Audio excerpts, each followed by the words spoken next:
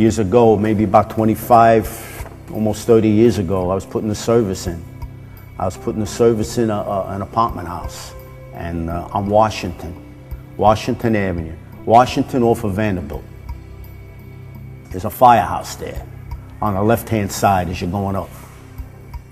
We're going across the street, breaking a trench across the street, and every minute this fire truck is coming in and out, in and out, in and out. So I told the guy, I says, listen, I says, why don't you leave the truck outside? It'd be easier for everybody, no? So he says he couldn't do it. He says, the truck gotta go in. So we're talking and getting friendly with the guy, and he says to me, he says, why don't you take the fireman's test, he tells me, you know? So I start laughing, you know? I was a young guy, but, you know, I start laughing, and I told him, I says, me? I says, take the fireman's test. I says, what, are you crazy? I says, I ain't going in a burning building. You gotta be out of your mind to go in a burning building.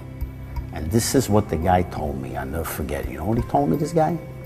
He says, why? He says, you think your job isn't dangerous? And I said, no. I says, I don't think my job is dangerous at all. I says, he says, well, let me tell you something, he says. And then he told me a story. He says, you know, he says, when I'm in the back of a truck and I get a call and I go to a fire, he says, I know in my head what I'm getting into, he says. But you see, you jump in a hole with gas and the pipe is out of the way, you have open ends all over the place, he says, and he says, your situation could change in a blink of an eye. You know? And I looked at him, he says, that's right. He says, all you need is a spark here from something, and you know what?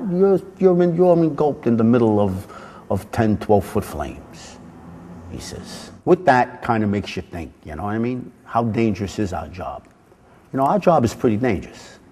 It really is. What happens through the years, you lose a lot of respect for it. That's what happens, really. You lose respect for something, and you get careless.